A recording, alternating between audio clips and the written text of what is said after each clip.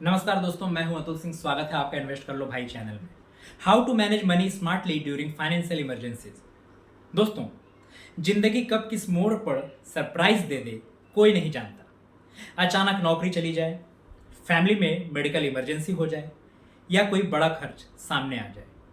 ऐसे समय पर कई लोग कर्ज में डूब जाते हैं, लेकिन अगर थोड़ी सी प्लानिंग पहले से कर ली जाए तो क्राइसिस भी संभालना आसान हो जाता है।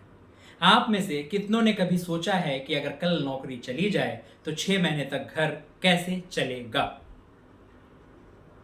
पहला स्टेप, इमरजेंसी फंड। हर किसी के पास कम से कम 6 से 12 महीने के खर्च का इमरजेंसी फंड होना ही चाहिए। और इसे कहाँ रखना चाहिए?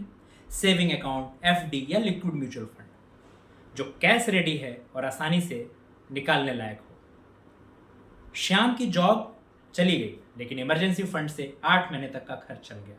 कर्ज लेने की जरूरत नहीं पड़ी। दूसरा स्टेप, इंश्योरेंस, लाइफ और हेल्थ। हेल्थ इमरजेंसी सबसे बड़ा खर्च लेकर आता है। सही हेल्थ इंश्योरेंस से लैक्स का बर्डन बच सकता है। Life insurance, term plan, family की प्रोटेक्शन।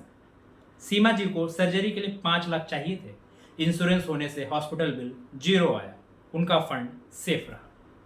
तीसरा स्टेप, लोन और ईएमआई क्राइसिस से कैसे निकले। क्राइसिस में सबसे बड़ा बोझ होता है ईएमआई का। क्या करें? ईएमआई रिस्ट्रक्चर या मोराटोरियम करें। बैंक से बात करो, हाई इंटरेस्ट लोन को जल्दी चुकाओ, अननेसेसरी लग्जरी ईएमआई को काटो। जॉब लॉस के बाद राज ने बैंक से ईएमआई रिस्ट्रक्चर करवाई, हर महीने का बोझ कम हो गया, क्राइसिस मैनेजेबल बना। चौथा स्टेप, क्राइसिस बजट भी बनाकर रखो। नॉर्मल बजट और क्राइसिस बजट अलग होना बहुत ही जरूरी है। क्राइसिस बजट सिर्फ जरूरी खर्च जैसे rent, food, medicine. Non essential जैसे शॉपिंग, ट्रैवल, इंटरटेनमेंट पूरी तरह से काटो।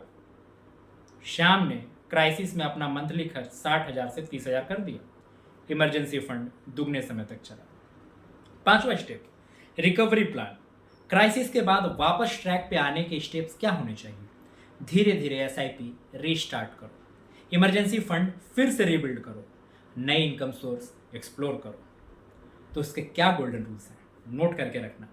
हर साल इमरजेंसी फंड चेक करना चाहिए, इंश्योरेंस अपडेट करते रहो, कभी भी सब पैसा एक जगह मत रखो, और क्राइसिस के लिए प्लान भी हमेशा रेडी रखो। तो दोस्तों, आज आपने सीखा इमरजेंसी में पैसा कैसे मैनेज किया जाना चाहिए, इंश्योरेंस और बजटिंग क्यों जरूरी है, और क्राइसिस के बाद कैसे फिर से उठें। याद रखिए, क्राइसिस आता है लेकिन प्लानिंग उसे स्टॉर्म से हल्की बारिश बना देती है। अगले एपिसोड में हम सीखेंगे children's future planning 2.0, abroad studies और बड़ा बजट, यानी बच्चों की पढ़ाई और कैरियर के बड़े खर्चे के लिए प्लानिंग कैसे करनी चाहिए। तब तक के लिए धन्यवाद।